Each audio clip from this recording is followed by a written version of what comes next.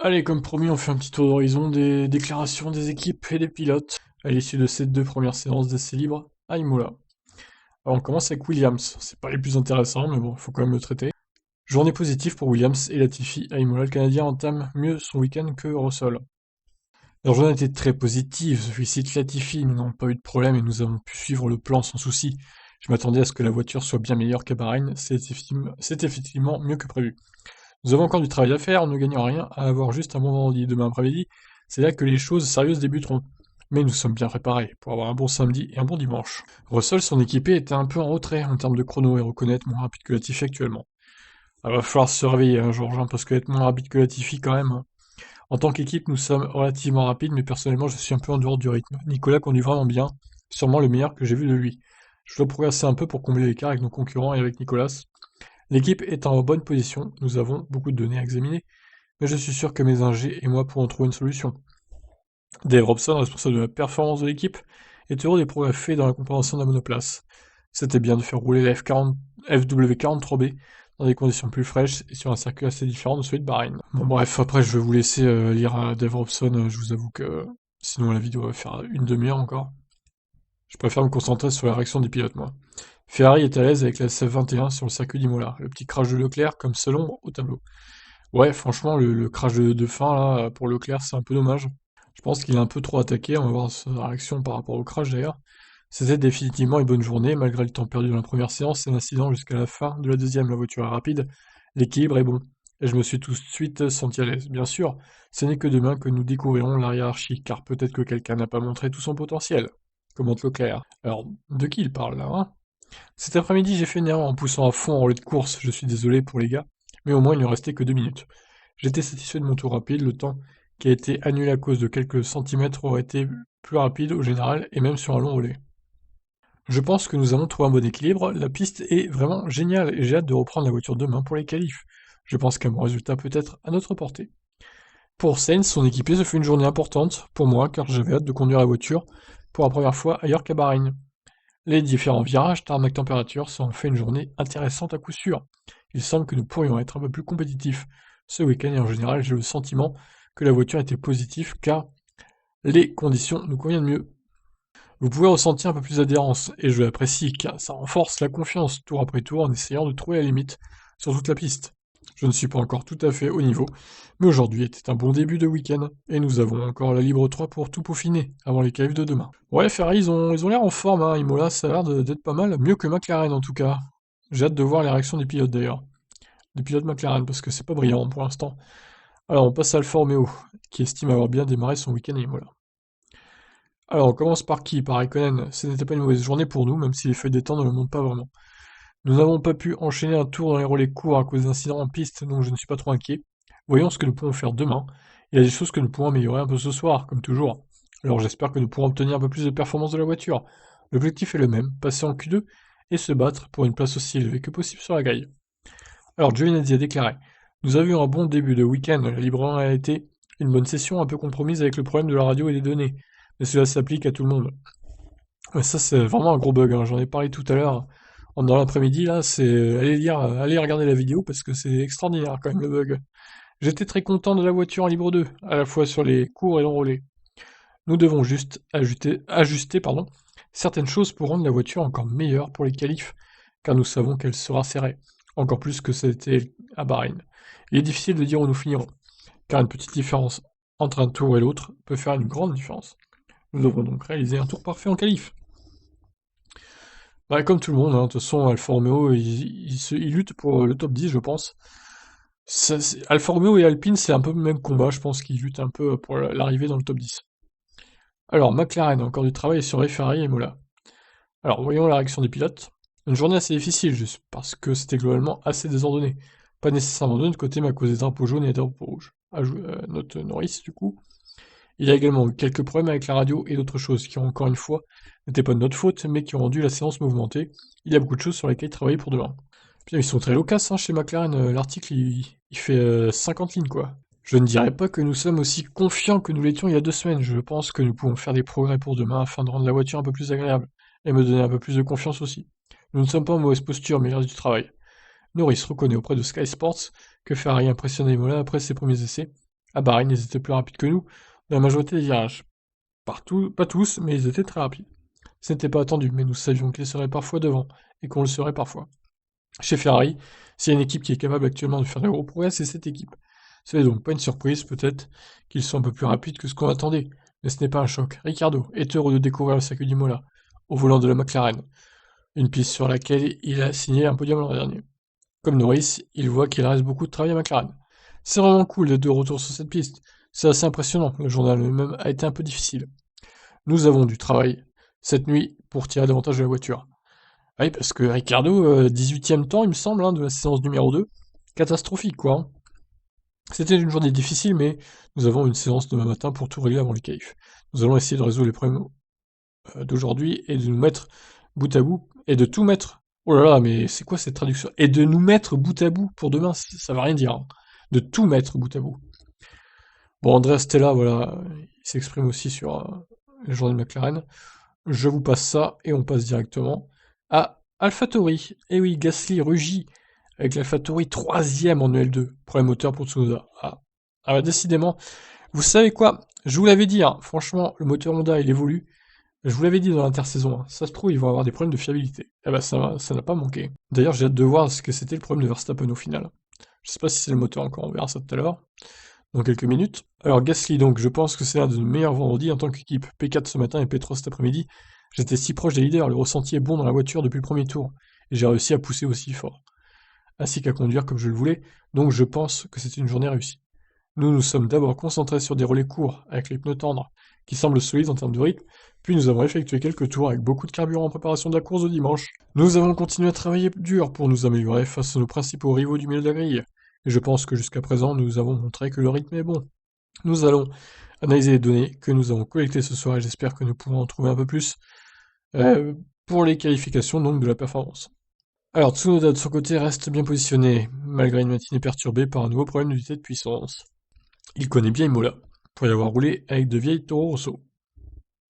Je n'ai pas pu faire beaucoup de tours pendant l'FP1. À cause d'un problème, je n'ai pu faire que 4 tours d'attaque au total. Mais la voiture avait un assez bon ressenti. Quand j'étais en piste, l'équipe a résolu le problème pendant la pause et j'ai pu gagner en rythme lors de la FP2 en continuant à pousser davantage. J'espère que je serai en mesure d'améliorer à nouveau lors de la séance d'essai de demain avant les qualifs. Donc j'espère que je serai en mesure d'améliorer à nouveau lors de la séance de demain avant les qualifs. J'ai fait beaucoup de tours ici avant la saison. Je pense que j'ai quand même réussi à tirer beaucoup d'enseignements des séances d'aujourd'hui. J'ai particulièrement appris sur la gestion des pneus sur ce circuit et j'ai beaucoup de données intéressantes sur les pneus tendres que je peux maintenant analyser. Bon, bah, ça a l'air pas mal, hein, ça a l'air prometteur hein, pour AlphaTauri, surtout pour Gasly. Bon, j'imagine que Tsunoda va aussi s'améliorer hein, dès demain dans les essais 3 qui auront lieu à 11h du coup. Allez, on passe à Alpine, l'écurie tant attendue par nous les Français. Alpine F1 de retour dans le top 10 lors des libres à Imola. Alonso était même 7ème lors des libres 1. Alors, bon, on va voir si ça va mieux du coup, selon leur déclaration. On commence avec Ocon. Nous avons connu un début de week-end positif malgré l'incident de ce matin. Heureusement pour Sergio et moi, nous n'avons pas perdu trop de temps en piste, ce qui est important avec les séances d'une heure. C'était un malheureux incident, mais nous avons su tourner la page rapidement en nous concentrant sur l'après-midi. Alors c'est vraiment un crash qu'on aurait bien aimé voir, mais on l'a pas vu quoi. Merci la FOM, hein. Incompétent. Les mécaniciens ont fait de l'excellent travail pour remettre la voiture en état à temps, donc je les remercie de leur rapidité et de leur efficacité. Je pense que nous avons une bonne base sur laquelle nous allons nous appuyer. Il reste des choses à modifier sur l'équilibre, mais la monoplace se comporte plutôt bien ici et j'ai hâte de pouvoir attaquer ces 2 prochains jours. C'était un bon vendredi et nous avons bouclé notre programme sans problème aujourd'hui. Note Alonso. Hormis les drapeaux rouges et d'autres incidents perturbant les séances, j'étais satisfait des éléments testés sur la voiture et j'ai ressenti une amélioration des performances. J'espère qu'il y a encore un peu à plus à venir, et nous verrons cela nous placera demain. Comme nous le pressentions, ce sera à nouveau extrêmement serré, et les qualifs devraient être intéressantes. C'est formidable de pouvoir piloter à nouveau à Imola, de ressentir la voiture dans ces conditions d'adhérence élevées. Très bien, bon ben voilà, hein, les ressentis des 2 pilotes. Bon, encore une fois, Alpine, bon, je les sens un peu fébriles, moi, personnellement. Je pense que ça va être dur hein, pour entrer en Q3 pour les 2 voitures demain. Peut-être une des deux, peut-être Alonso y arrivera, mais je vois bien Ocon finir à 12ème place en qualif. Alonso, je le vois bien peut-être finir 10ème de Q3. À mon avis, ça sera l'objectif pour Alpine, au moins une des 2 voitures en Q3. Les deux, ça me paraît compliqué. Alors, chez As, Mazepin assume ses erreurs, Schumacher enchaîne les tours. C'est contrasté dans l'équipe américaine. Mazepin préfère se concentrer sur le positif au moment de commenter sa journée en Italie. Ah là là là. Et oui, il a même engueulé son ingénieur à la radio, c'est vraiment scandaleux quoi. Alors, je pense que nous avons eu une journée positive, j'ai vraiment beaucoup appris sur la voiture, je pense que j'ai fait un autre très bon pas en avant avec l'équipe en termes de compréhension de la voiture au moment où je la pilotais. J'ai fait un bon temps au tour en EL1, c'était une bonne simulation, j'en étais content. J'ai commis une erreur à la fin, mais dans l'ensemble, c'était une séance positive. Ouais, on va dire ça, ok, si tu veux. Ensuite, il y a eu les essais libres 2, j'y suis allé normalement sans baisser de rythme. Je ne voudrais pas m'endormir en pensant que j'ai laissé du temps ici ou là. Non, tu as laissé un aileron par contre, hein. Il y a bien sûr un équilibre à trouver entre risques calculés et fautes que je n'ai pas encore maîtrisées. Mais nous avons le temps. Tous les yeux sont tournés vers les EL3 maintenant, le week-end avance et je dois continuer à progresser avec la voiture. Alors il a déclaré qu'il était sur de la glace aussi, en mode Zépine pendant les essais 2. Donc bon. Après, je veux pas le dédouaner, mais c'est vrai que la As a l'air difficile à conduire quand même. Même si Mick Schumacher, bah, il se fout pas dans le mur, hein. Alors passons à Mick du coup. C'était amusant, c'était génial. Aujourd'hui, la piste n'a pas beaucoup changé par rapport à 2016. C'était donc un peu positif pour moi en termes de sensation et de plaisir. C'était vraiment similaire à ma dernière visite ici à l'époque. Les conditions plus froides d'aujourd'hui signifiaient que nous pouvions pousser beaucoup plus sur plus de tours, ce qui a des avantages et des inconvénients. Le point négatif est que la température est froide et qu'il faut beaucoup de temps pour chauffer les pneus. Parfois même, dans les longs relais, il est difficile d'obtenir les températures souhaitées et les maintenir est encore plus difficile.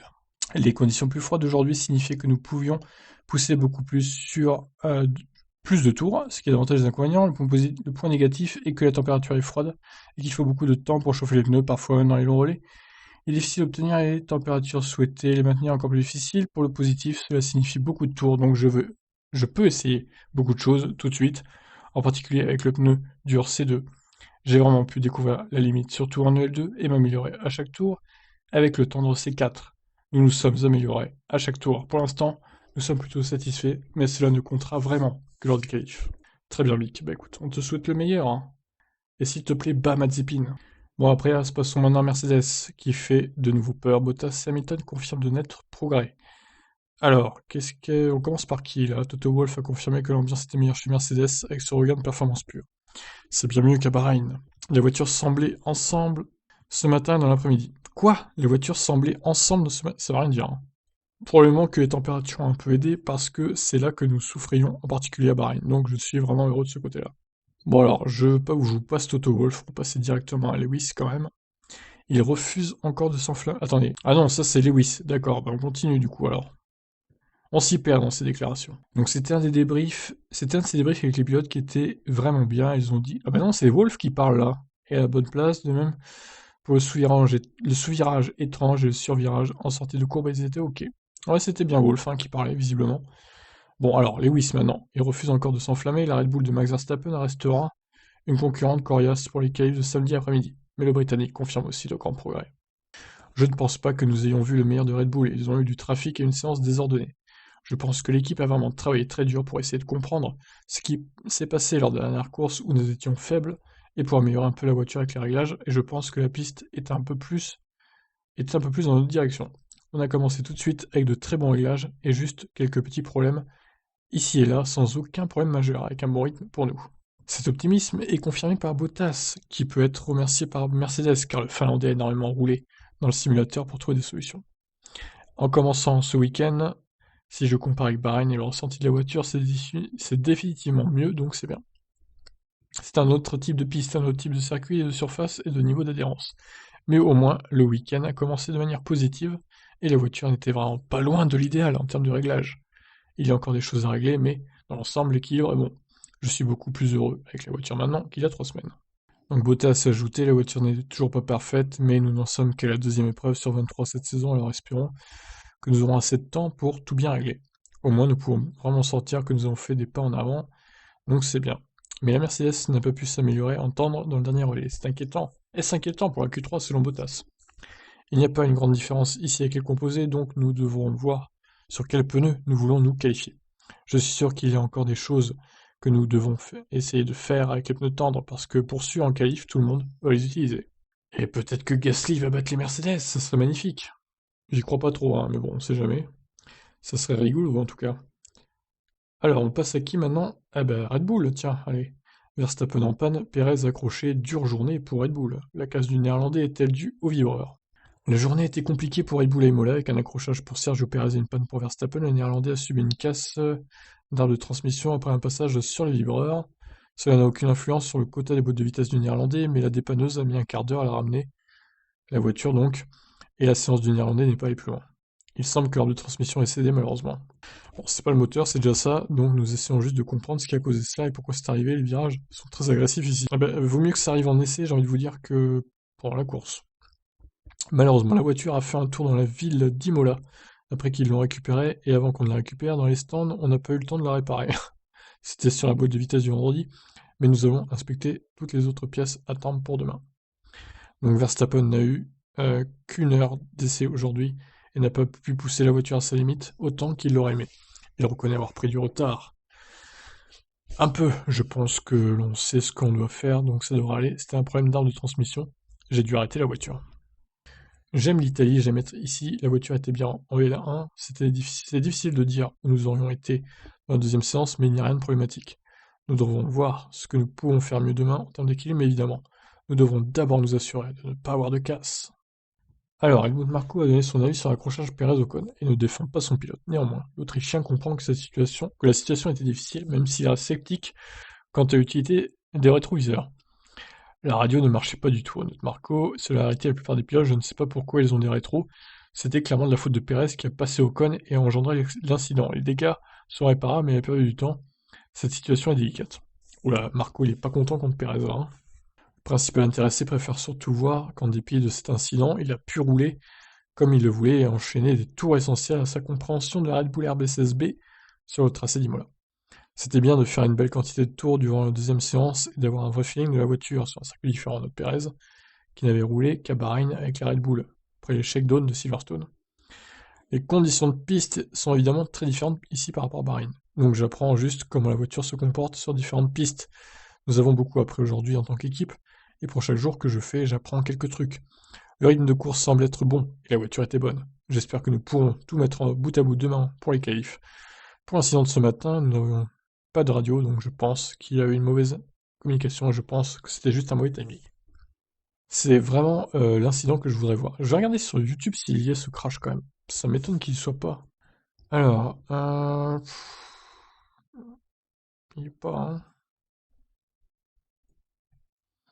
Parce que là, le truc de Cana, il n'y a pas les images. Ça, à la limite, peut-être le Spin the Wheels. Non, il n'y a pas non plus. Ouais, il n'y a rien, quoi. Bon, bah, c'est vraiment le crash qu'on ne verra jamais. Si vous trouvez un lien, écoutez, mettez-le moi dans les commentaires. J'ai regardé celle-là, mais c'est juste Perez qui part à la faute tout seul, en fait. C'est pas l'accrochage avec Ocon. Bon, je trouve pas, donc écoutez, je passe à autre chose. Tant pis, et on va passer à Aston Martin du coup. Alors, plus d'aisance ou plus d'aisance, des doutes sur la performance. Non, c'est plus d'aisance, hein, je pense. Alors, Aston Martin continue d'essayer de récupérer les performances perdues depuis l'année dernière avec une AMR 21 qui comporte toujours des problèmes d'équilibre. Le comportement de la monoplace semble être plus abordable pour les pilotes sur le circuit d'Imola. En revanche, la performance n'est pas encore au rendez-vous au niveau voulu par l'équipe. Lance Stroll et Vettel ne semblent pour l'instant pas en mesure de lutter contre les Ferrari, les AlphaTauri et encore les McLaren, mais il reste encore des essais avant les qualifs et les courses. Une partie du programme aujourd'hui consistait à tester de nouvelles pièces aérodynamiques, et les premiers signes sont encourageants, surtout en ce qui concerne mes sensations dans la voiture. Cela devrait nous aider à faire un pas en avant ce week-end.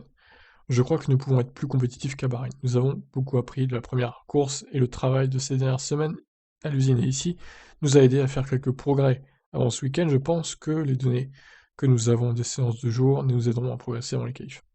Stroll est heureux de revenir à Imola, comme il l'avait dit avant le week-end, et a pris du plaisir au volant.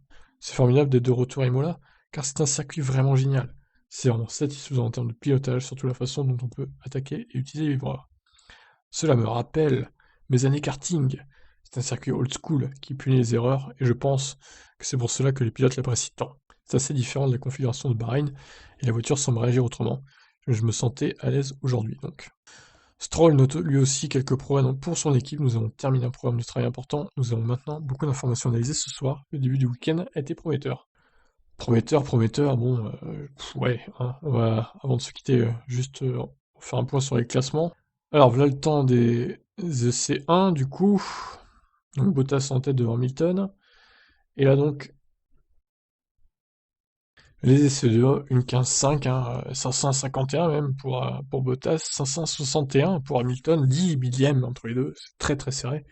Notez que la pole était à une 13,6 hein, l'année dernière, donc ils sont encore assez loin des temps, 2 secondes quasiment. Et honnêtement, je sais pas s'ils rattraperont le retard, hein, je pense pas. Je dirais que ça va tourner en une 14, mais pas en une 13 quand même. Donc Gasly, voilà, troisième devant Sainz, Leclerc, Perez, etc., etc. Bon, on se retrouve donc pour les essais 3 à 11 h donc ce samedi, et pour les qualifs à 14 h. Ce rendez-vous, ça va, à mon avis, il y aura pas de spectacle, surtout pour les qualifs. Ça risque d'être intéressant, j'ai hâte de voir ça, personnellement. Bon, allez, je vous laisse réagir. À demain, ciao.